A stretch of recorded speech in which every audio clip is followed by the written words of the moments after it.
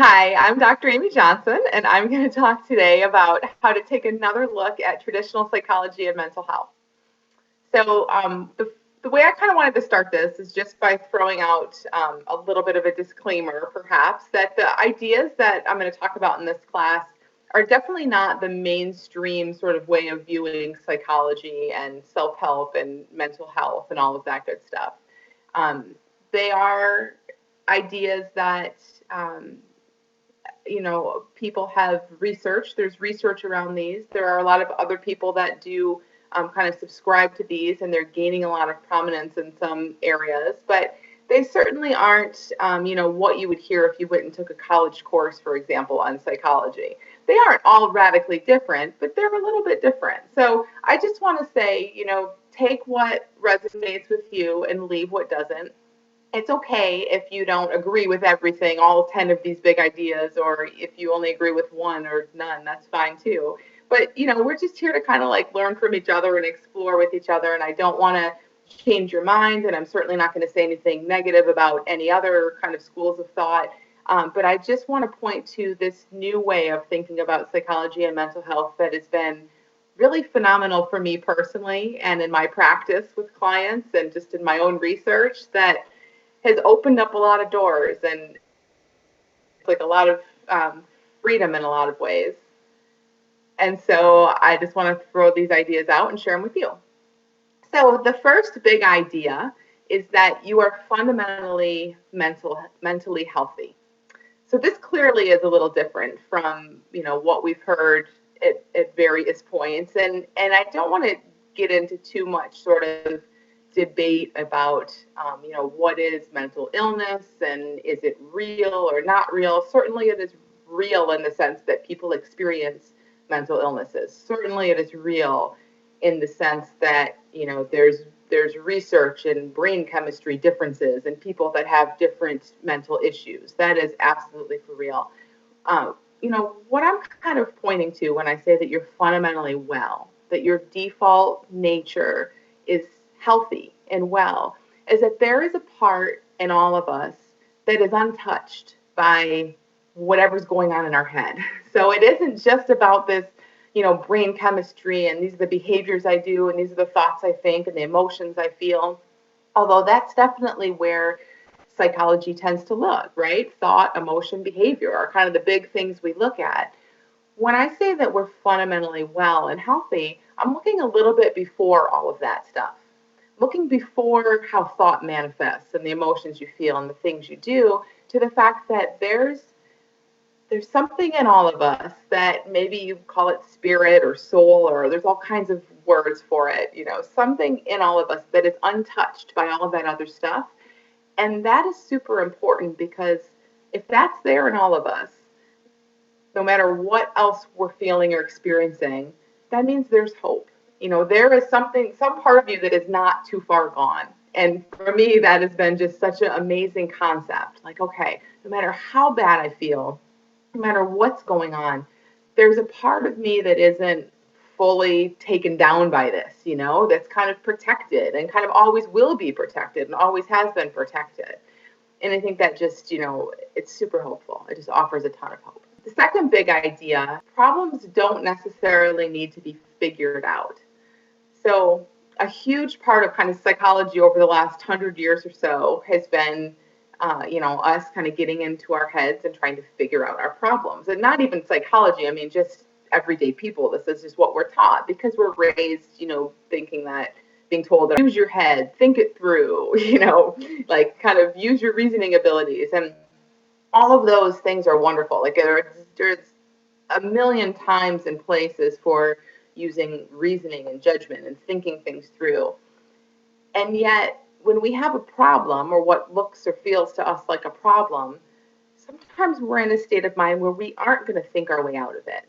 And we're trying to think our way out of it and trying to solve our problems actually makes them a little bit worse. It kind of gets us further into our head because if you think about the fact that, if we're fundamentally well, but for the thinking that we have going on, if we then go into our thinking and try to think our way out of a problem, it doesn't really make a whole lot of sense. It's like you're well, but you have a lot on your mind. That's kind of what's going on with us. And so let's put more on your mind and try to think your way out of your problems, So just, without having to try to see this completely through, just kind of sit with the idea for this big idea that maybe, thoughts create our problems, and that thoughts kind of clear sometimes on their own, and we don't have to jump in and fix them all, and that jumping in and trying to fix them and solve them can actually make it a little bit worse. The third big idea, revisiting the past is not always necessary. So first, again, I want to say, that there may be many people listening who have been in therapy that have revisited their past and found great relief in that. So I'm definitely not saying don't revisit the past. I'm not saying that it's never helpful or that it's never necessary. I don't believe it's necessary, but it can be helpful at times, perhaps, and certainly people have experienced that. So it's not that it's a bad thing. It's just to kind of look at the idea that the pain that we're feeling, the problems we're feeling, whatever it is that we're experiencing in this moment are coming from the thinking that we have in this.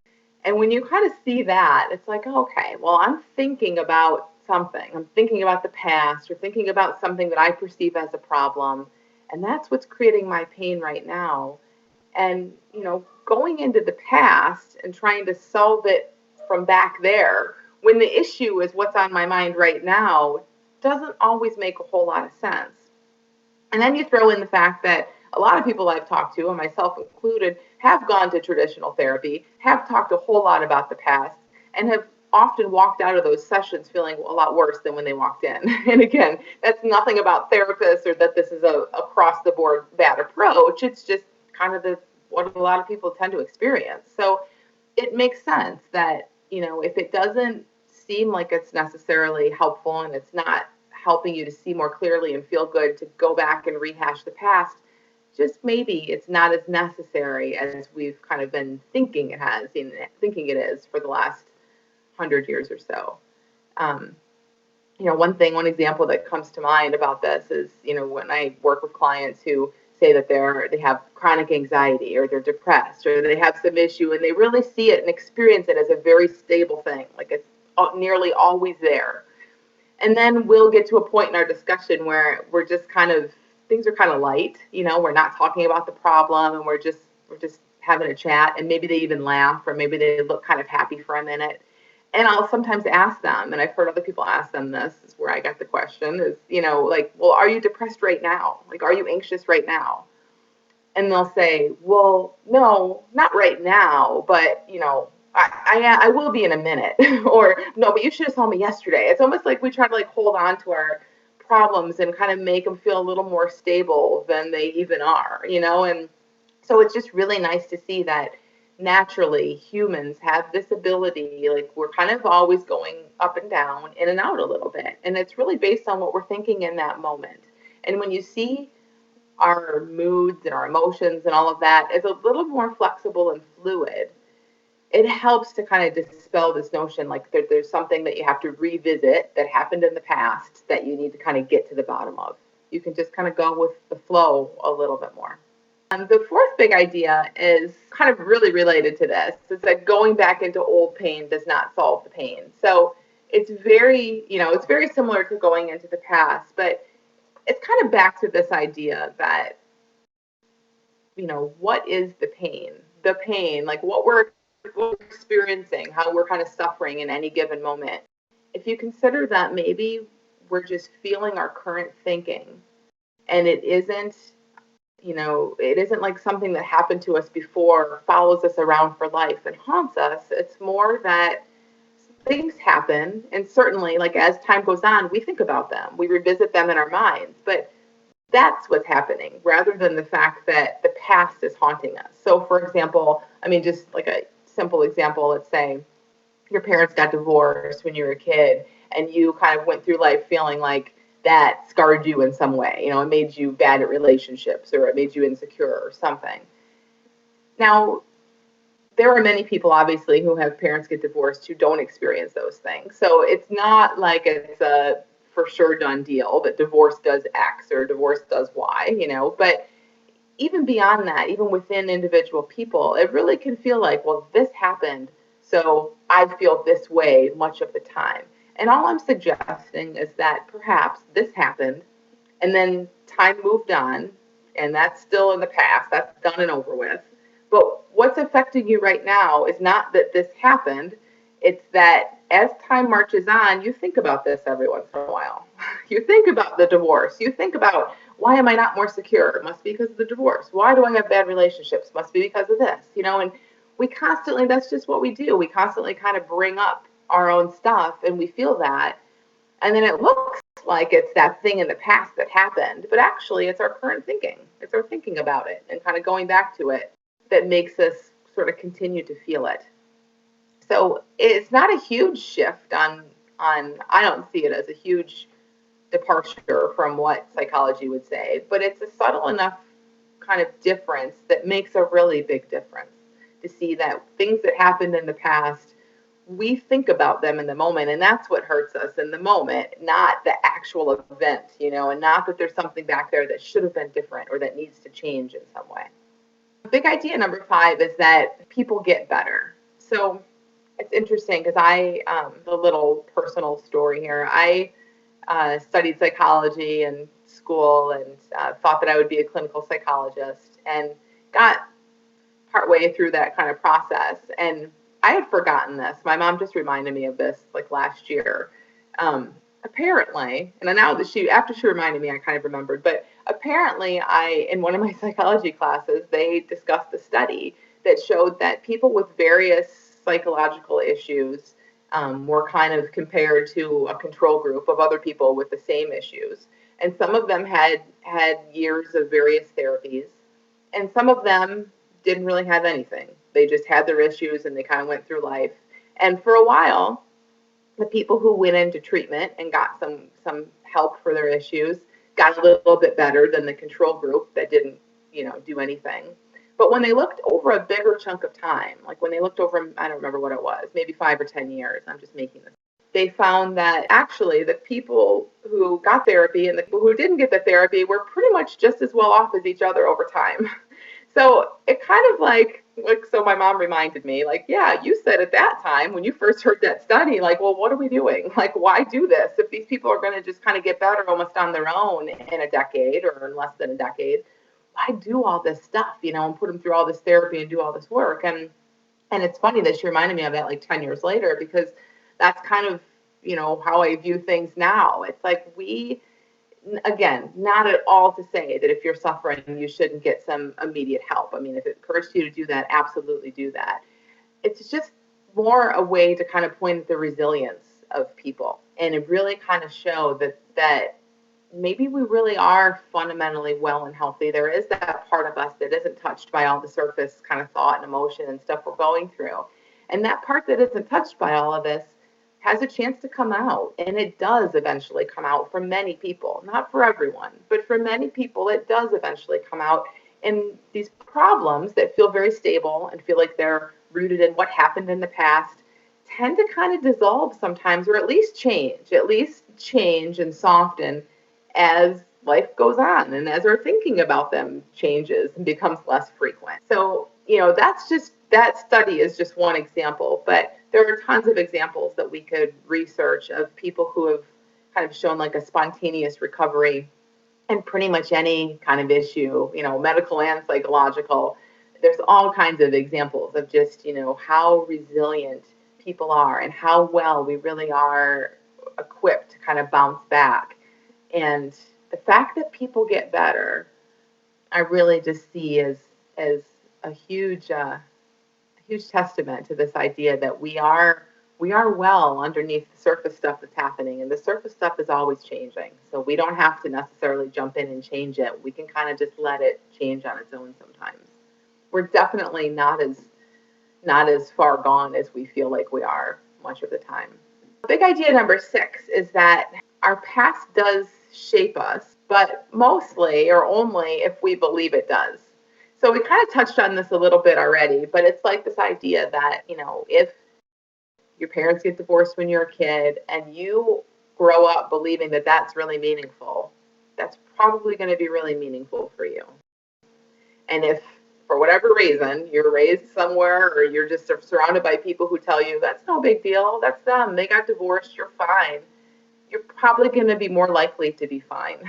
And again, these are generalizations, but just in general, so much of what we experience and things that we take on in life are really kind of go hand in hand with what we expect to experience and how we expect things to affect us. And there are, thousands of examples that we can probably all point to where it seems like something should have had an impact that it didn't have, or vice versa. It seemed like something should have been no big deal, and then it really was a big deal, but especially where it's like, oh, I would have thought this would have really affected me. And look, it kind of didn't so much. It's like, I don't know, we're surprised sometimes, and we will tend to kind of live out things the way that we expect them to feel. But if it never occurs to you that something is a big deal, a lot of times it really kind of isn't. So again, it just sort of points to this idea of like, just how fluid it can all be and how we can kind of bounce back, and we aren't necessarily so shaped in like a really strict, stable way by events. It's so much more about our interpretation of them and how we think about them and how often we think about them and kind of how we relate to our thoughts about them and all of that, more hopeful, fluid stuff. A seventh big idea, the feeling is what really matters. So this sort of comes up a lot when people think about this concept of denial. And often people will say, which is sort of related to the last one too. So people will say like, well, I'm going through this breakup and I don't feel all that bad. I must be in denial. Or like they expect to feel so much worse than they do. And if they don't feel bad, they don't feel as bad as they think they should. They think, well, I'm probably suppressing it. I'm probably in denial over it. I'm probably not in touch with my real true feelings. As if, things have this big, huge, heavy mark on us. And if we're not feeling big and huge and heavy around it, then there's something wrong with us. It's almost like we make ourselves worse, for not suffering more. And truly, I don't think that that's the case at all. I mean, there are times, when we just are more resilient than we give ourselves credit for, and we just don't feel things the way that we expect that we would feel them. And kind of along those lines, using our feelings and just sort of how we feel in any given moment as an indicator of what's on our mind, how much is on our mind, can be really helpful. So for example, people who are really anxious might say, they might, show up and say, yeah, I'm feeling super anxious. I've been really anxious all week. It's really terrible. This is, in their mind, it's almost proof that there's something really wrong with them. Okay, I am an anxious person. I had anxiety this entire week. There's something clearly wrong, and there's this very natural search that we all do for like things in the outside world that we can change, that'll make us feel better. And it just starts to look like it's this big monster that's sort of chasing us around, right? Anxiety is like who we are. It's so obvious. What I would say to that is, when we're feeling really anxious, instead of that being a statement about who you are and how you are fundamentally as a person, maybe that's a reflection of just what's on your mind. When you have a lot of anxious thought on your mind, you're going to feel really anxious. That's just the way it works. And when that thought tends to fade, as it does for everyone, even the most anxious people I know or the most depressed people I've ever seen have moments, tiny moments maybe, little glimpses where they feel a little bit better. Like it's not like anybody's feelings are completely stable across the board, they go up and down. And you have to ask, like, what makes them go up and down?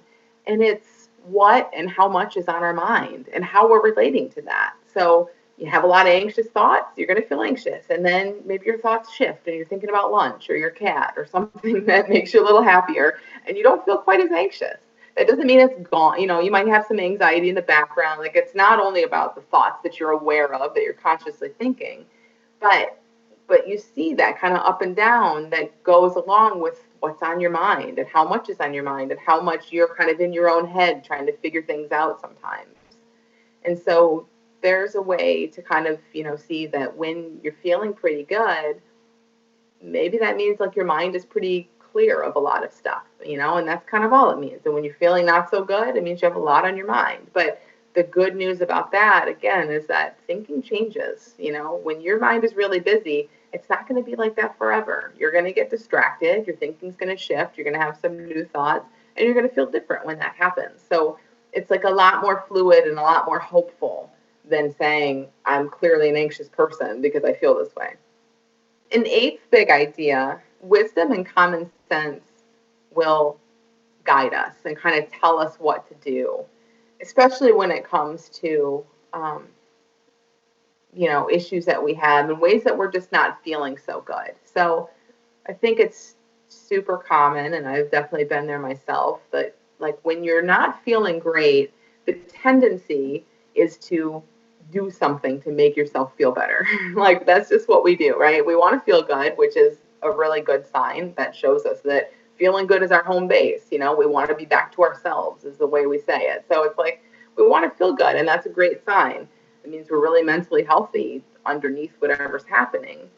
But what we think makes us feel better is not always exactly what actually does make us feel better. So when you're feeling bad, you're going to feel better when your thinking changes, when your thinking lightens up, when you have a free and clear mind, when you're not so consumed in your problems. That's when you're going to just naturally sort of bounce back and be resilient and feel a little bit better. But what we tend to do is like we're feeling bad. So for me, I used to like look straight to my calendar. Okay, I'm feeling stressed out. Clearly, I have too much stuff scheduled. What do I get rid of? What do I change? What do I do? And it was all about like outside world. What's going on? What's bothering me? What can I change out there? Because it can't possibly be me, right? It has to be what everyone else is doing to me. And that's, I think that's just naturally, that's how we've always been taught and raised that things work.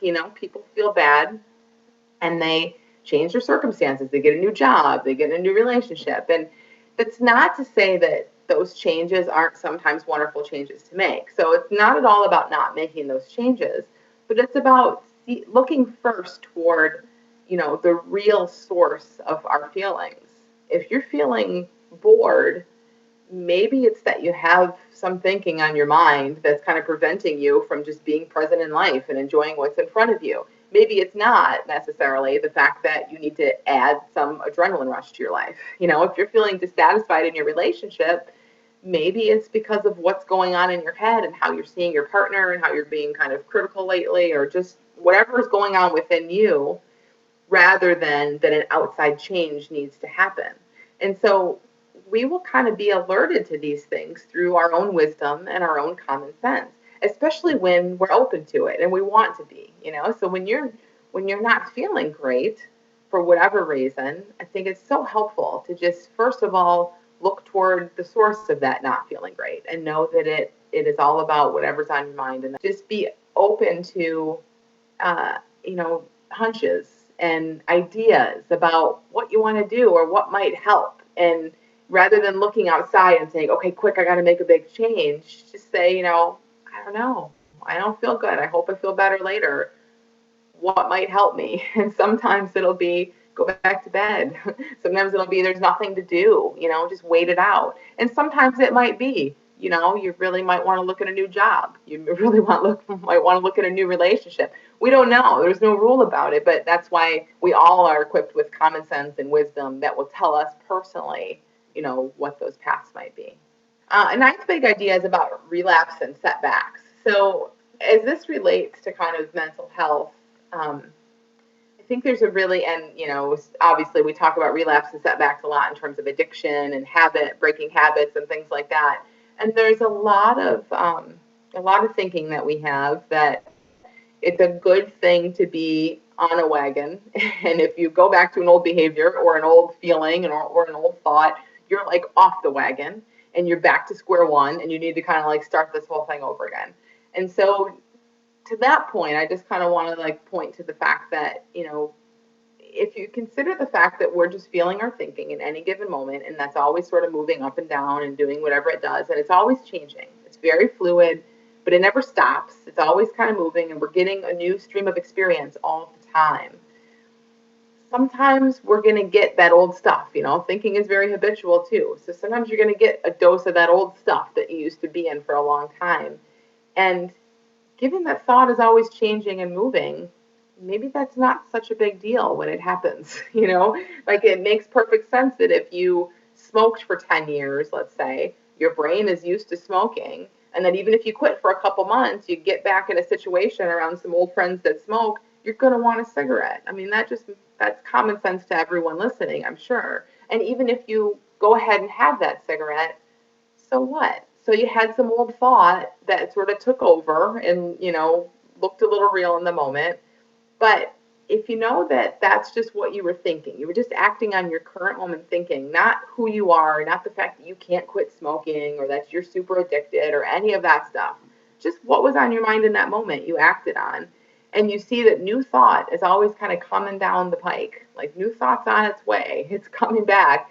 Then, the thought right after the thought that made you have that cigarette might be, that was gross, I don't want to do that again. Or it could be anything, but just sort of seeing again the fluidity in our experience and our thinking helps us to not fall into these traps that are like, this is a setback, or this is like a relapse, or I'm back to square one, or I'll never change, and any of that really concrete black and white kind of stuff that is in a lot of these kind of other ideas. So the 10th big idea is it just kind of wraps all of this up and kind of brings it full circle. And it's this idea of what we're talking about, the fact that people are fundamentally well and healthy. It's kind of like the great equalizer. Someone called it that. That's a quote. It's not mine, but it's been called the great equalizer in the sense that if you consider the fact that, even if you haven't bought into it by the end of this class, if you're just kind of playing along and you think, okay, maybe, what if it's true? What if every person on the face of the earth is fundamentally well? Like we're born that way and we die that way and we never change. But, so that's like our spirit or some part of us that can't be touched by all of this other stuff we experience. So that's always there. And we're all just feeling it to different degrees based on what's on our mind, and what's going on in our life and how we're thinking about things. It really like does equalize everyone. It's like no one is depressed by nature as a person. No one is anxious by nature as a person or addicted. That's not who any of us are. We're all well and healthy. We all have this spirit that isn't really affected by that stuff. And yet, we're just all living different experiences. And those experiences are far less stable than they look. We humans, with our language and our kind of generalizing things, we give ourselves titles and we put ourselves in buckets, and we do that. But that's not necessarily the way it really is. That's just what we do. It's just how we make sense of things. But, maybe those labels are far more superficial than they even seem. And really, we are kind of all the same. It's just that one person has some thinking that makes them crave a cigarette, and another person has some thinking that makes them a little anxious. Someone else has less thinking, and so they feel really good. And we're all kind of moving up and down and kind of coming in and out of that. It's just, I don't know. For me, I just find it such a really nice perspective on things, and it feels really good, and it feels really true and accurate when you take a lot of these things together and sort of look at how they all work together. So hopefully that, again, I'm not trying to like change anyone's mind or definitely not, say anything bad about any other perspectives, but, hopefully this just gives you sort of a new perspective and a new way of thinking about some of these traditional issues.